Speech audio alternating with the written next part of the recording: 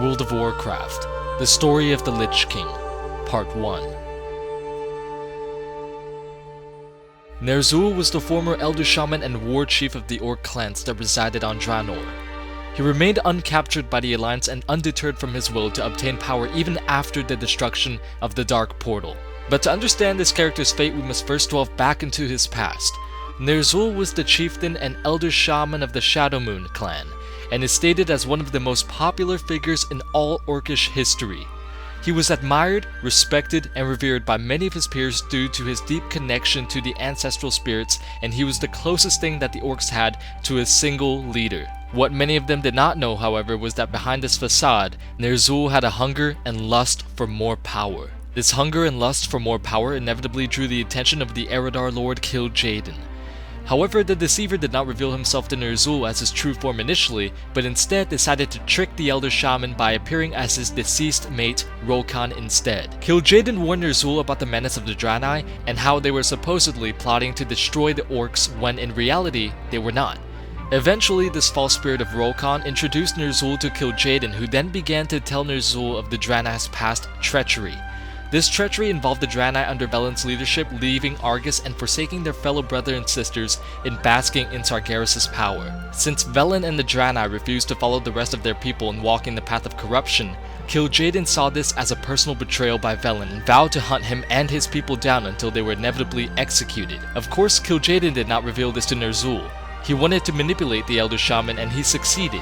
Ner'zhul, believing that he was saving his Orc people, gathered the Orc clans and began initiating attacks on Draenei settlements. The Draenei, who in the past had no quarrel with the Orcs whatsoever, were caught completely off guard as the Orcs began mercilessly butchering their people and raiding their villages. As this ongoing bloodbath continued, however, Ner'zhul grew suspicious, seeing as to how Kil'jaeden bore so many resemblances to the Draenei. He also noticed Kil'jaeden's burning hatred for the Draenei, and especially for their leader Velen. Ner'zhul was also dumbfounded when he noticed that the connection that he had once had with his ancestors seemed to be weak and even close to non-existent ever since he followed this Eredar Lord. Seeking answers, the Elder Shaman traveled to Oshu'gan, where he was horrified when the spirit of his ancestors stated that he was being manipulated by the Deceiver. Ner'zhul then left Oshu'gan with the will in mind to defy his demon master, but Gul'dan, his apprentice, had followed Ner'zhul and had seen everything that had transpired. Gul'dan, seeking more power just like Ner'zhul, reported this information to Kil'jaeden, who then elevated Gul'dan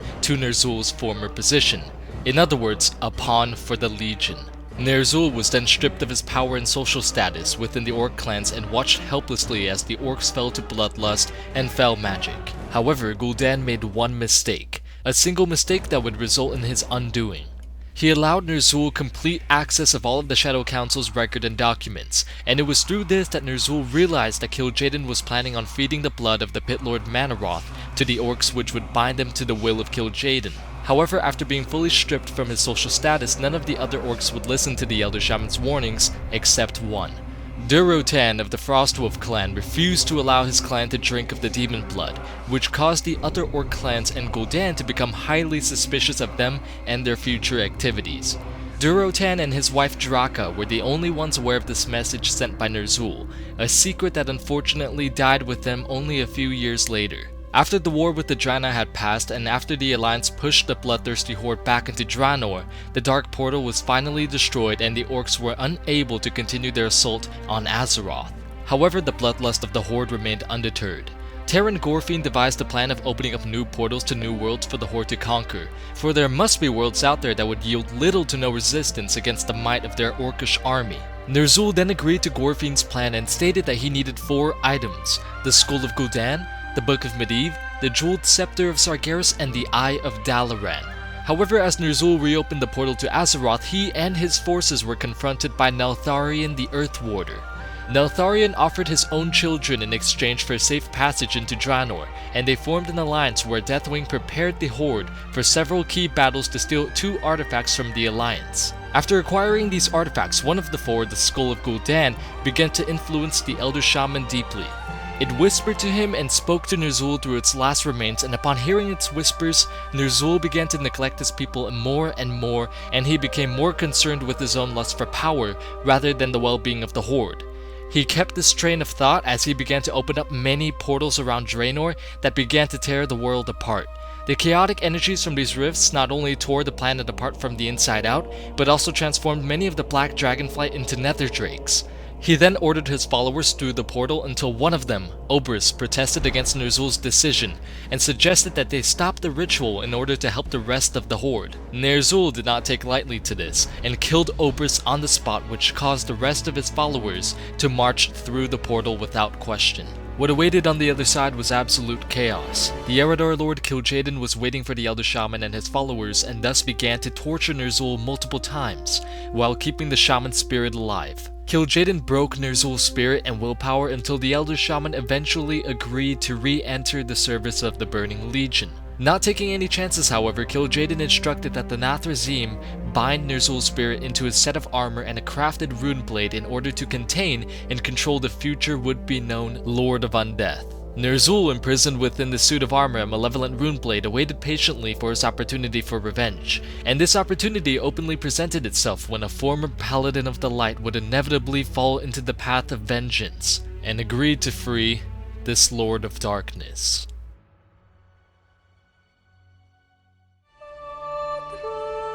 World of Warcraft, The Story of the Lich King, Part 2.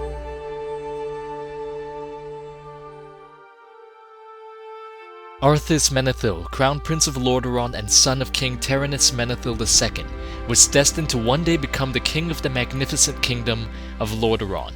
He was born in a time ravaged by war, and so because of this, Arthas was trained in combat by Muradin Bronzebeard and later was inducted into the Knights of the Silver Hand at the very young age of 19.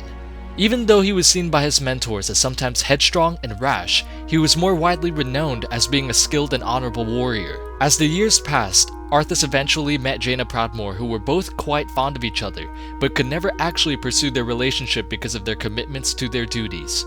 In time, however, both of them would agree to rekindle the relationship, but they would do this at the time of the beginning of the Scourge invasion, that would change both of their lives as they have known it. As the news of an unknown plague spread throughout the lands, Captain Falric and Jaina were both sent to join Arthas in investigating this blight. Eventually, their searches led them in confronting a necromancer by the name of Kel'Thuzad in the town of Brill, where they then pursued him to Anderhall. Kel'Thuzad then announced to Arthas and Jaina that he was the one responsible for ordering the Cult of the Damned and distributing the plagued grain. He also announced, however, that he did serve a dreadlord named Mal'Ganis, who would command the Scourge in cleansing the lands of Lordaeron from the living. Arthas, who was then infuriated by the necromancer's deeds, executed Kel'Thuzad, and he, together with Jaina, dispatched to Stratholme in hopes of encountering this dreadlord. Along the way, they decided to stop at Hearthglen village to rest, but instead were warned of an approaching army of undead. Arthas immediately ordered Jaina to find Uther and request for reinforcements while he remained behind to defend the town. Arthas and his forces were on the verge of defeat until Uther arrived with reinforcements and aided the young prince in saving the village. While on the way to Stratholme, however, Arthas was then met by a prophet known as Medivh. The prophet strongly advised that the young prince travel to Kalimdor, to which Arthas argued that his place was amongst his people, and that the last thing that he would do is abandon them.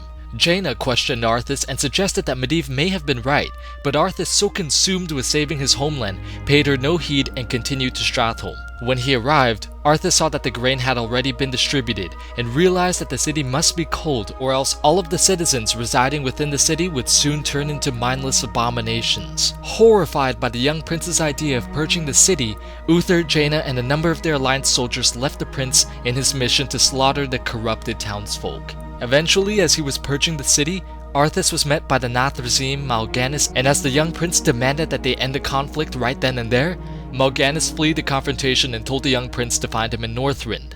Arthas, enraged that he could not complete his mission that day, set fire to Stratholme, and it is stated that those fires still burn to this very day. A month later, Arthas and his troops arrived in Daggercap Bay, and as they searched for a suitable place to set camp, Arthas' men came under gunfire until they were soon recognized by the Dwarven Explorers Guild. And who recognized them?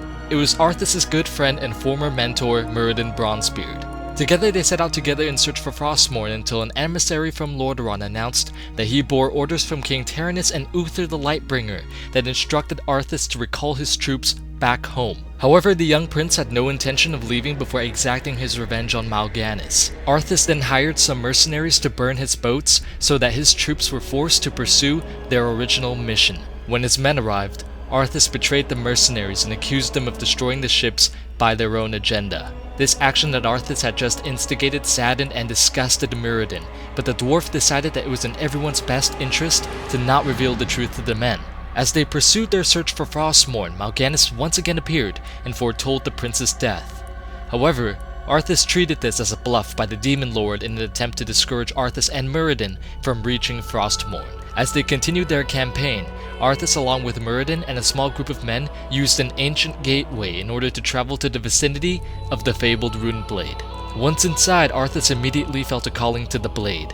Mirrodin, reading the inscription, noted that the blade was cursed and told Arthas to leave it be and return home from the way they came. Paying no attention to the dwarf's warnings, Arthas then took the blade, which shattered its ice barrier, and in doing so, incapacitating Mirrodin. With Frostmourne in hand, Arthas left Mirrodin for dead and returned back to his camp, where he defeated all of Mal'Ganis' minions and finally confronted the Dreadlord. Mal'Ganis, pleased that Arthas had acquired Frostmourne, then asked a former paladin what exactly did the Dark Lord instruct him to do next. Arthas then replied that the Whispers told him to destroy Mal'Ganis, and after slaying the Dreadlord, Arthas fled into the frozen north, where he forsook his men to their inevitable deaths, marching aimlessly into the frozen north with nothing else than the Whispers of Frostmourne.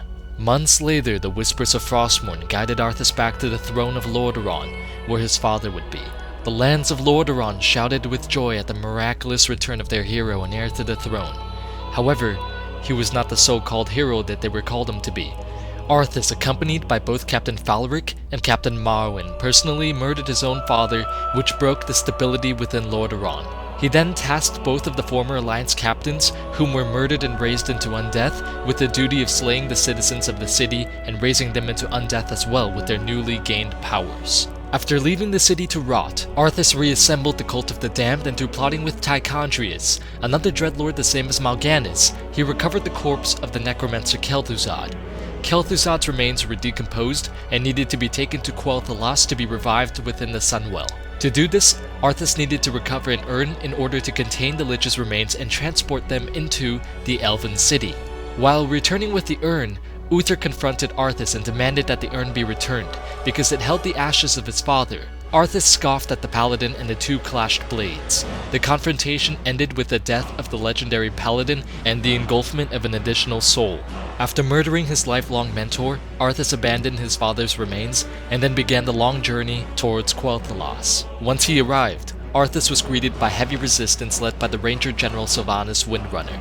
Sylvanas vexed Arthas so greatly that instead of simply killing her and leaving it at that, he also reanimated her into a banshee to fight at his whim. Ultimately, the undead ran over the elves, which led them to be defenseless against the resurrection of the necromancer Kel'Thuzad. After the resurrection of Kel'Thuzad, he and Arthas both set out to summon the Burning Legion Eredar Lord Archimonde. The Eredar Lord instructed Kel'Thuzad to acquire the Book of Medivh located in Dalaran, which would allow Kel'Thuzad to summon him. Arthas and his undead legion eventually broke down the Kirin Tor's magical defenses, killed the Archmage Antonidas, and claimed the Book of Medivh. After summoning Archimonde to Azeroth, however, Archimonde stated that he had no further uses for the Lich King, and that the Dreadlord Tychondrius was now placed in command of the Scourge. Confused and enraged at this turn of events, Arthas then asked Kel'Thuzad what would become of them. The Lich responded by saying that this had already been foreseen by the Dark Lord. They both disappeared and left Archimonde to conduct a ritual to destroy the magical kingdom of Dalaran. Time has passed, and eventually the Eredar Lord Archimonde was defeated. Upon the Demon Lord's death, Arthas confronted the Dreadlords in an attempt to slay them all. The Nathrezim fled, and in time, Arthas received a painful seizure that could not be ignored. The Lich King called out to him, and it was revealed later that the Lich King's power was dwindling.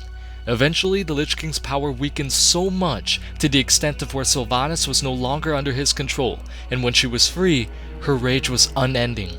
Sylvanas ambushed Arthas in the woods and shot him with a stun arrow, but before she could deliver the finishing blow, the Lich Kel'Thuzad came to the Lich King's rescue and overpowered Sylvanas, causing her to flee into the woods. At this time, the Lich King's strength was dropping at an extensive rate, and as Arthas' power began to dwindle, he also began to hear the mental cries of Ner'zhul ordering that he return to Northrend, for Illidan and his forces were on their way to destroy the Frozen Throne. Immediately, Arthas set sail for Northrend and left Kel'Thuzad behind to command the Scourge that still resided within Lordaeron. 3 weeks later, upon arriving on the coast of Northrend, Arthas was immediately attacked by Blood Elves led by Kael'thas Sunstrider. Hungry for vengeance at their kingdom's destruction, the Blood Elves assaulted the Death Knight with all of their might, but ultimately failed when the giant Crypt Lord known as Anubarak saved the former paladin. This Crypt Lord led Arthas through underground passageways within Azjol Ner'zhul in order to beat Illidan to the race to the Frozen Throne. When he came upon the doors of Azjol Ner'zhul, however, he was immediately attacked by both Nerubians who had survived the destruction of their kingdom, and also dwarves that had remained in Northrend after Muradin was incapacitated. After defeating these forces, however, Arthas and Anubarak also faced against a powerful and vicious being thought only to exist in legend. Until now, they faced off against a servant of the old gods themselves. This being was known as the Forgotten One, and although it was extremely powerful, Arthas and the Crypt Lord were able to defeat the monstrosity. When they finally reached the surface, however, they were immediately assaulted by Vash's Naga and Kael'thas Blood Elves. But with the power of Anubarak on his side, Arthas fought his way to the Frozen Throne. It was there that Illidan Stormrage was waiting for the young Death Knight. Though both of them were extremely versatile and skillful combatants, Arthas eventually emerged the victor and sliced open the Demon Hunter's chest with Frostmourne, while Illidan was attempting to assault the fallen prince from above. Leaving Stormrage to bleed out on the snow, Arthas turned back and told Illidan, "Leave Azeroth and never return." Arthas entered the Hollow Glacier, and as he continued his way atop the Frozen Throne, the voices of those he had forsook and betrayed flowed through his mind. The voices of Muradin, Uther, and Jaina called out to him, and yet he ignored them and paid no attention to their words. Upon reaching the pinnacle, he saw before him an icy cask, which inside contained a suit of armor and a malevolent helmet. As he came closer, the helmet whispered to him to return the blade and complete the circle. With all of his remaining might, the fallen Prince of Lordaeron brought down the might of Frostmourne against Ner'zhul's icy prison, and as the icy containment was shattered, Arthas placed the Helm of Damnation upon his head, and upon doing so, merged with the Elder Shaman into one single entity.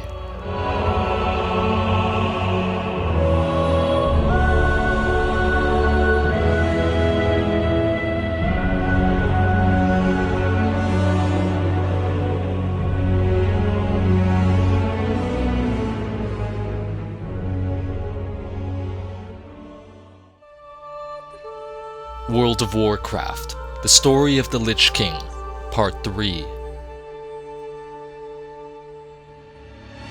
Upon reaching the Frozen Throne and placing the Helm of Damnation upon his head, Arthas merged with the spirit of Ner'zhul, and in doing so, becoming the Lord of Undeath.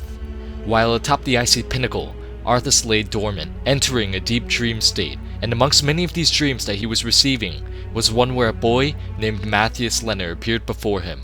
This boy stood beside an orc with a white skull painted on his face. This orc was none other than the Elder Shaman Ner'zhul, and although he appeared aged physically, he still possessed the strength and physical well-being of an orc in its youth. The boy, however, though young, looked extremely weak and even ill. This boy represented the humanity and good within the former paladin, and although Arthas has committed various horrible deeds, the boy represented the light of hope in Arthas that refused to be extinguished. The boy attempted to persuade him that it was not too late to be redeemed, and that Arthas could still turn back from his path of damnation. The orc, on the other hand, stated that there was so much more. Walk this path of damnation, and everything that you could have ever dreamed of could be obtained with a simple will in mind. However, Arthas' attention was fully focused on the child. As the child met the fallen prince's gaze, a portion of his sickness dissipated. The child then spoke. "You understand now. Despite all, Arthas, you have not abandoned me." Tears of hope stood in his eyes, and his voice, though stronger than it had been, quavered with emotion. "There must be a reason. Arthas Menethil, much harm have you done, but there is goodness in you. Yet for if there was none, then I would not exist.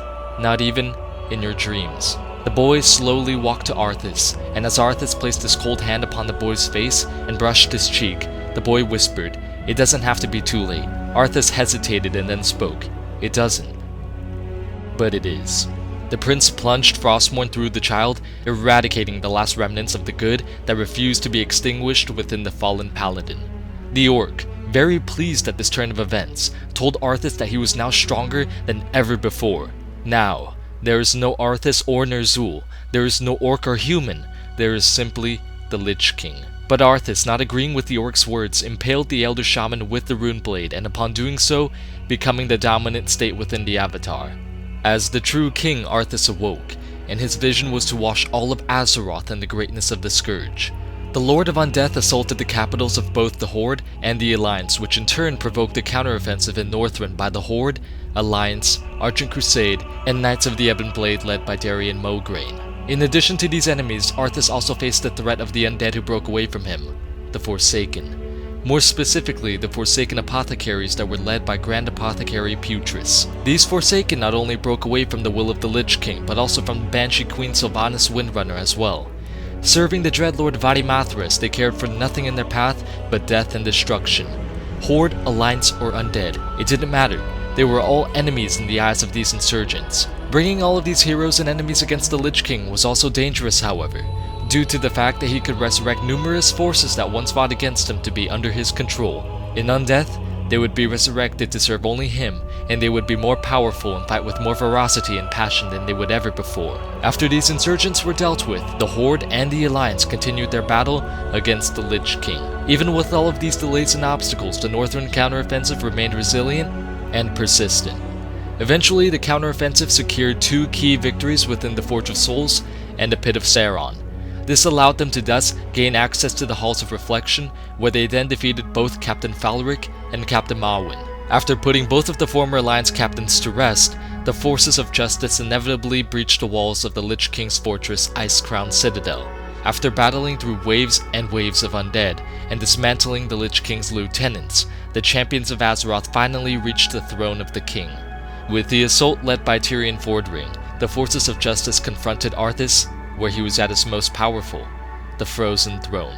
Through many sacrifices and losses, the champions of the light fought what seemed to be an unending battle against the King of the Scourge, until finally, they lost. With a single blow, the Lich King completely eradicated all life on the platform, but it was not over. As the final act, Tyrion prayed to the light to bless him with unmatched power to break out of his ice containment. He lashed out at Arthas and shattered Frostmourne with the Ashbringer, which in turn released all of the souls that had been banished within the accursed rune blade. The spirits then incapacitated their former jailer, while Fordring and his resurrected champions assaulted Arthas while he was defenseless, and with their combined might, they defeated the Lich King. The champions' victory was short-lived, however, as it was announced by King Tyrannus Menethil that there must always be a Lich King, for without control of their master, the undead horde will run rampant across all of Azeroth. As the former king vanished into the wind, Tyrion placed his hand upon the helmet and prepared to carry the burden of becoming the new Lich King.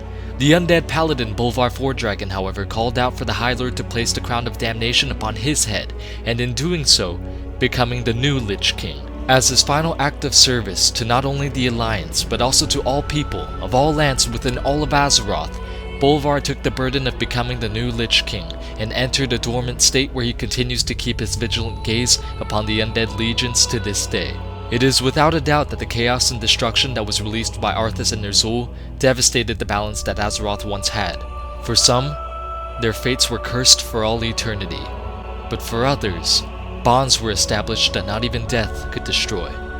To this day, we remember all of those who had sacrificed their families, their lives, and their pride in this war. Perhaps, just perhaps, we can set aside all of our differences, and when time calls for it to be, there will be no Horde or Alliance, but a world in unity.